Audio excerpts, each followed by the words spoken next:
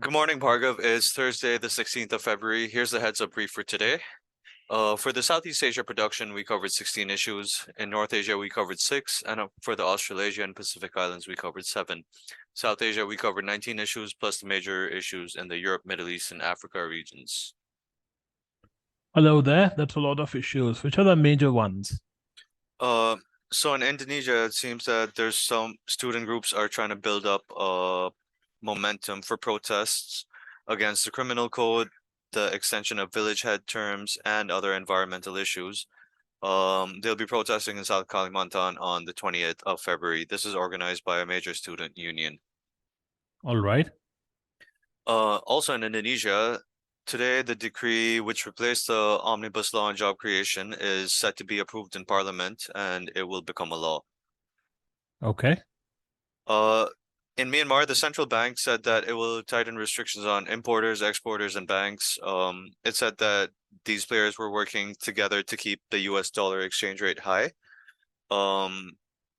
Various bodies have criticized the export and import regulations set on by the government, in which a lot of export earnings have to be converted into the domestic currency at a much lower exchange rate than the market price.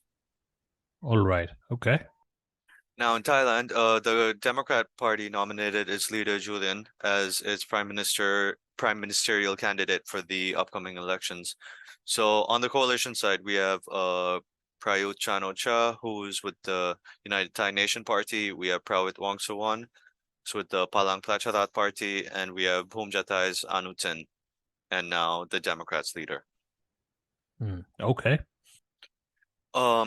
Moving over to South Asia, in Pakistan, 5 terrorists were arrested from at least 2 different groups in Sindh and Punjab. This is the Sindh Revolutionary Army and the Tehreek-e-Taliban Pakistan. In Karachi, authorities recovered nearly 1,000 detonators, and in the other raids, they recovered materials for suicide vests and explosives. That's interesting, Uday. I wonder if the so-called Sindh army is collaborating with the infamous TTP. If so, it will spell more trouble for the establishment, which to me seems unlikely because Sindh is more focused towards a regional autonomy rather than a mad radicalized Islamic state. Yeah, that's true. And but these Sindh groups have been trying to get more active in the last few years, so it does contribute to the overall threat profile. Right. In India, the authorities imposed prohibitory orders, Section 144, in Palamu and Jharkhand after communal clashes yesterday. 6 people were injured. Now, this is ahead of the Hindu festival of Shivratri coming up. All right. And also in India, so the People's Anti-Fascist Forces, a group based in Jammu and Kashmir, has threatened to attack the lithium mining operations in Jammu and Kashmir. Now, this is after the recent discovery of a lot of lithium in the mountains there. This was bound to happen. The so-called anti-fascist group were likely to target any major industrial development in the valley.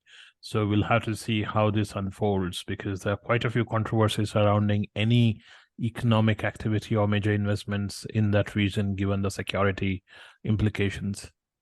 On top of that, the environmental implications to a lot of power in North India comes from, the hydropower that's generated in Jammu and Kashmir.